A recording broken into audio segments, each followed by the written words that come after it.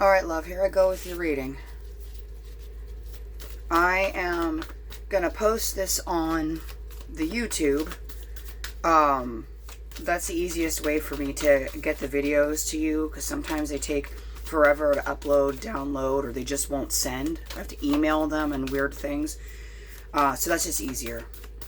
I have already prayed about your questions and basically prayed that, whatever guidance I give you, however I read these cards, that it's accurate and that I guide you for your greatest your greatest highest happiness for and health for you and your family. So I'll try to remember all of your questions. One of your one of your questions was how are things going to end? And I don't really know that I could answer that. I mean, I don't even think the tarot could answer that, right? Because they can give me an answer now. I can get an answer right now from the cards. And maybe I will. I don't know. But I just feel like things change. We make choices and then chain reactions happen from the choices that we make.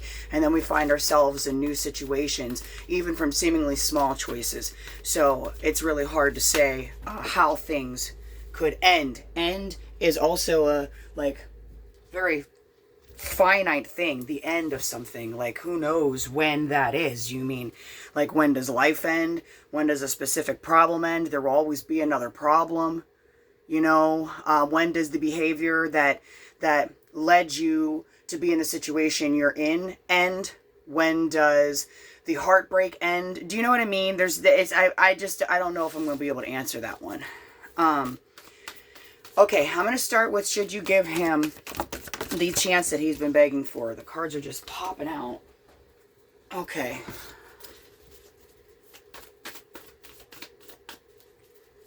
Should she give him the second chance that he has been begging for?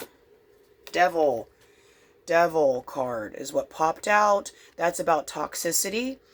That's about codependencies, addictions, drug abuse, sex abuse, sex addictions, obsessions. So obviously the devil, it's toxic. You can imagine that's nothing good. So when I ask if you should give a second chance, and what pops out is the devil, it tells me if you do give a second chance, you are going to be right back in the same toxic situation that you found yourself last time. And it won't take long for you to realize you're there either. Sometimes people can put on a good face for a few days, a week, a month, but you'll get right back into it quick. The devil's a really tough energy.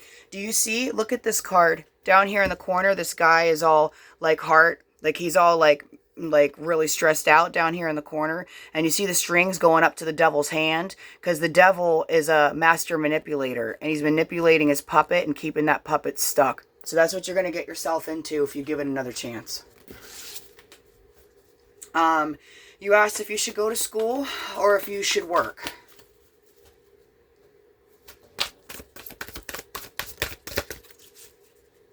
Should she go to school? Should she go back to school? Okay. Got a bunch of cards for this. Equal give and take. Fighting, jealousy, competition, relationship with the family. It looks to me like the idea of going to school for whatever it is you are thinking about going to school for, it may be difficult financially, or it doesn't have to be financially, but with time, some sort of reciprocity with your family and within your relationship. I don't know which relationship this is. I'm seeing Two of Cups. That's usually a romantic relationship. There's, yeah, school. Okay, if you go to school, it's going to be really hard for you to focus on school right now because you're not out of the woods yet with your romantic relationship. There's too much fighting. There's too much turmoil, emotional upset. There's too much discord. you may not actively be fighting with each other, um, but it's the energy from that situation is probably going to take away a lot of your time and effort and ability to concentrate on school.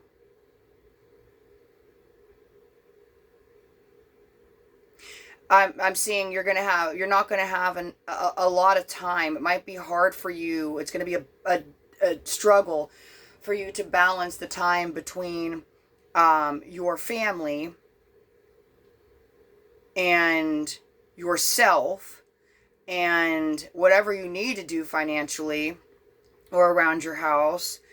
And maybe this relationship you're just kind of trying to get yourself out of, or a new relationship that it's going to be a lot to juggle. So that's something maybe to keep in mind if you would really like to do the school. I'm going to ask about work. You said graveyards specifically. I'm not sure if that's what you would need to do for the sake of your family, graveyards. But I'll ask about graveyards, I guess.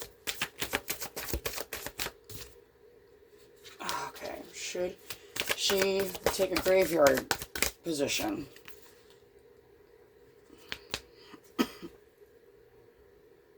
King of Swords. Nine of Swords.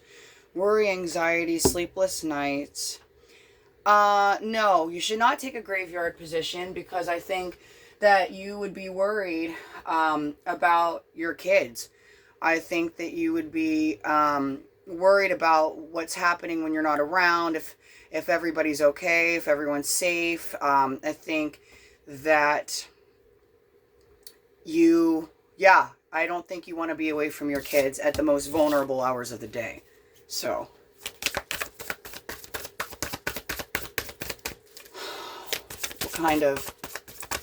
what should she be doing? Okay, so what you should be doing is some deep reflection. I didn't show you the one set of cards because it was 4 cards. It's too many. But here we have the Hermit. This person, they're meditating. They're in deep self-reflection. And we have the 9 of Cups. This person is very joyful, surrounded by all that gold. So I think what you should be doing is focusing on yourself and healing yourself and figuring out what makes you happy, not as a mother, not as a daughter, or a family member, or in relation to anyone else or anything else, but what makes you as a person happy. And so it's hard, I know, with kids to find time to do that, but I feel like if you set a timer and give yourself 15 minutes, 10 to start, 5 to start. Shit, you got to start somewhere. Set a timer, sit down with a notebook, and journal out your feelings. And do that every day for 5 minutes. That's really not hard. I know there isn't a lot of time. 5 minutes is doable. If you can do more than that, spend some time just sitting there quietly, trying to quiet your brain. You could do a guided meditation on YouTube, and it talks you through how to calm your body down and how to focus on your body so you know what your body's feeling. So anyway, however you want to do it, I think that what you should be doing right now, above anything else, is some self-reflection, figuring out what brings you joy, what brings you happiness, what gives you self-worth, what makes you feel valued, what brings meaning and value to your life, and to do that thing, or many things. For me, I have so many interests and hobbies. It's a lot, I think, for the average person to keep up with, but that makes me happy. I enjoy a lot of different things, and I enjoy exploring those things on a regular basis. So for you, I already know your kids are one of the things, if not the greatest source of joy and happiness for you. But again, that's why I said kind of looking outside of your role as a mother, because you're still a human woman. You are a human grown being who needs things for yourself outside of your children. So spend some time focusing on what those things may be. Okay, what else did you ask me?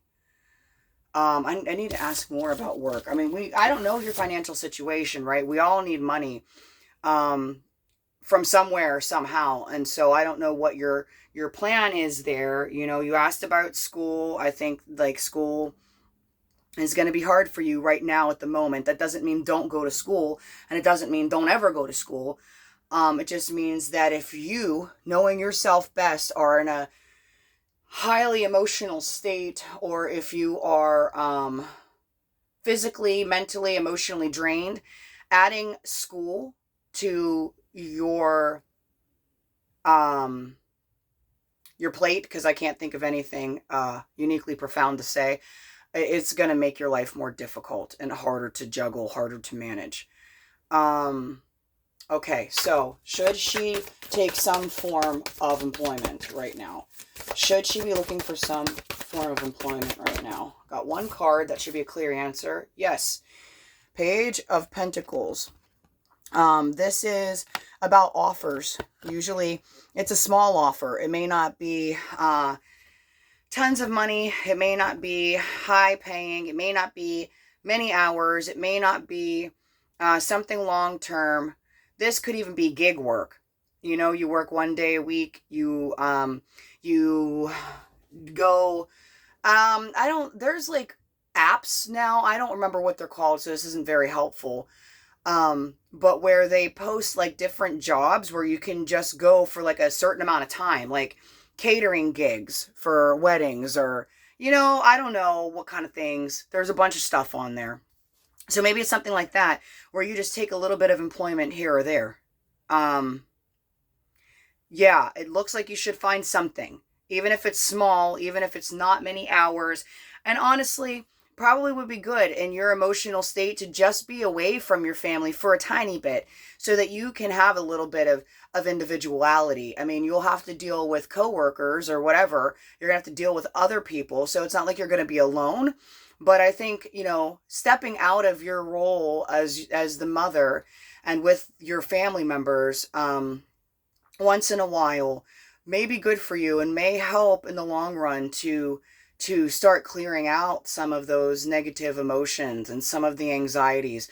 Honestly, staying stuck and paralyzed in fear is a lot worse than trying to make a choice or a decision and acting on it, especially if the choice or decision is to take a small job, is to, you know, try to better your life in some way. And even if that's school, like I said, maybe you do want to go to school, but maybe you take one class. You don't go full-time, not even part-time, right?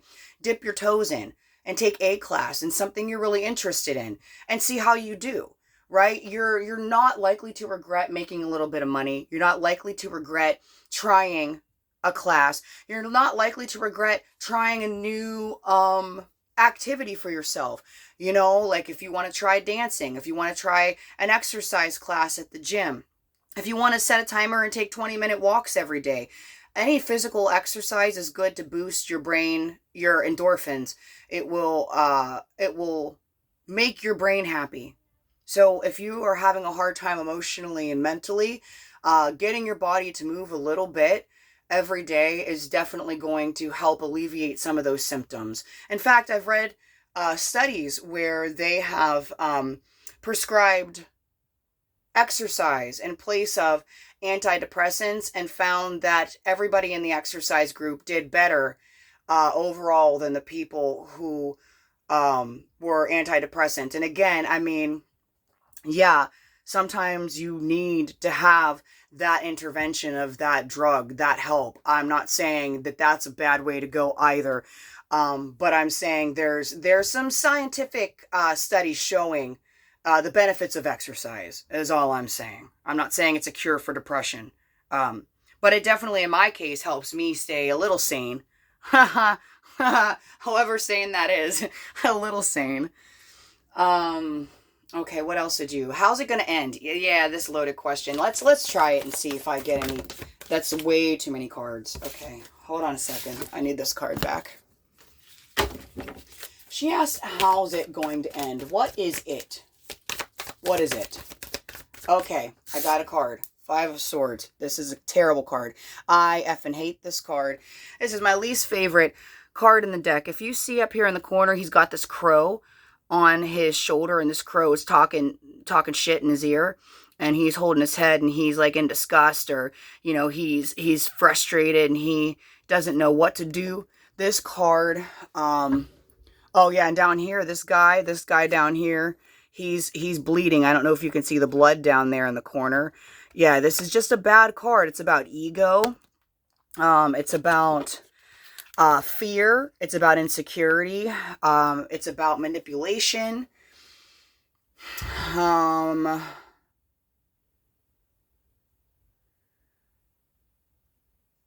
Five of Swords. Yeah, it to me, it's just a nasty energy. It's someone or some situation that is deceptive and creates a lot of negative emotion.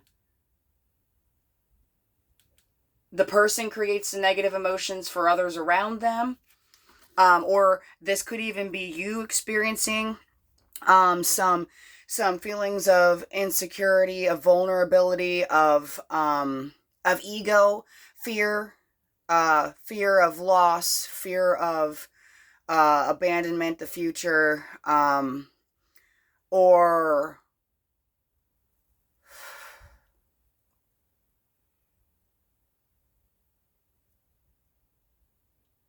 yeah, whatever.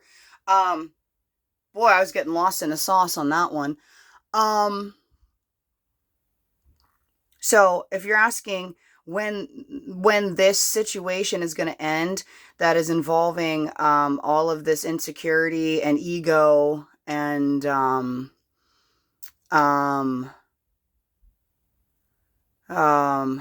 what's the word I'm looking for? Mistrust, misdirection. There's a word I'm looking for where, where things aren't clear, when someone's intentionally being deceptive. So let's call it deception. If you're talking about that situation, I'll ask when that's going to end. When will the situation end? Huh. When you love yourself, girl. The Ace of Cups. The Ace of Cups, that's about love, right? And I say love yourself because sometimes it's about loving relationships with other people. And you know what? It could be. I would not say romantic is what I would steer away from, because if what you're going through right now is turmoil that was kind of a byproduct of the toxic relationship you were in. Finding another relationship would be, in my advice, the worst possible thing to do. Spending time alone, self-reflecting, like I said earlier, and this here, learning to love yourself, learning to love your body and love your brain and love how special you are and what a good mother you are. And you don't have to be perfect, but I mean, just being kind to yourself. So for instance, if your friend came to you and they were asking for advice, or if they said, hey, do I, what's a good example? I don't know. What do you think about this situation? Think of how you would give your friend advice. I would assume that you would not belittle your friend, that you would not make your friend feel shitty, that you would choose your words wisely and try to comfort them and soothe them and help them make a good choice for themselves. I would hope that's what you would do for your friend. And so I think a lot of people fail to give that same kind of empathy and compassion to themselves, especially people who aren't used to having family members give it to them. So you almost don't know what it feels like to do that for yourself. But learning, if you maybe you do this already, if you don't, learning to be compassionate and empathetic and loving towards yourself. So if you make a mistake, tell yourself it's okay. It's okay. No big deal. Everybody makes mistakes, and you learned something, and now you don't need to do it again.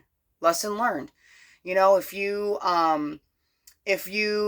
had a bad day and you were rude to somebody, rude to your mom whatever, and, apologize. Acknowledge that you did the wrong thing and that you're sorry. You're going to try to do better and then do better. Don't get hung up on it. Don't worry about the past. The past worries just deprive you of your happiness right now in the moment. And worrying about the future also deprives you of your joy and happiness that you can experience right now. I would say try to take every day, one day at a time, with gratitude and thanks that you have your beautiful family, and for anything that you can be joyful for, right? Sometimes it's really hard. It's a tough world and a tough life, and sometimes it's hard to find things to be grateful and joyful for. But I know on the outside, for what I know of your life, you have plenty of things to be grateful for, and I know that you are tremendously happy about your children.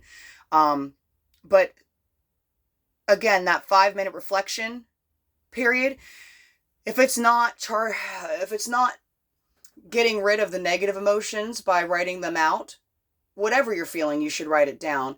But maybe starting in the morning with a gratitude, just writing down a few things that you are grateful for or thankful for to start your day. So that's the note that you get going on. Like, yeah, I'm grateful that I slept well. I'm grateful that I'm doing whatever activity today. I am so happy that my baby smiled at me yesterday, whatever it is. I mean, someone hit my flippin' truck. I was parked on the side of the street, right? And someone hit my flippin' truck and caused all kinds of damage that now I have to pay for out of pocket. Because, of course, they were probably drunk. They didn't leave a note. No cameras that I'm aware of, right? So just hella frustrated about that. But that night when my truck got hit, I was at my sister's house. I went out of my way to go spend time with my nephews. I usually pick them up from school, and I couldn't do it because of a weird schedule this week.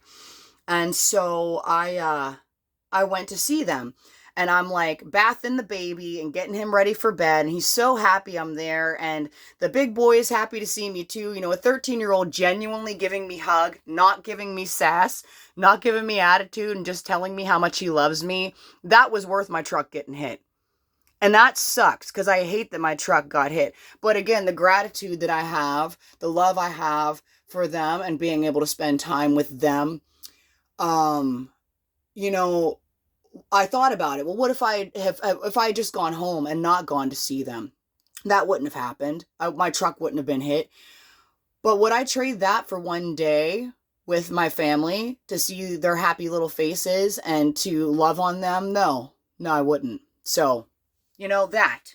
There's a reason to be grateful even when shitty things happen. I think those were the questions that you asked me. I hope that I gave you some good advice or guidance, suggestions, opinions, ideas, whatever, I really just want for you to figure out what's going to be best for you and it's going to make you as healthy mentally, emotionally, physically, financially, and spiritually as you can be, so that you can really be the mother that I know you are, and keep doing that for your kids. I really hope that you start feeling better soon, okay? Love you.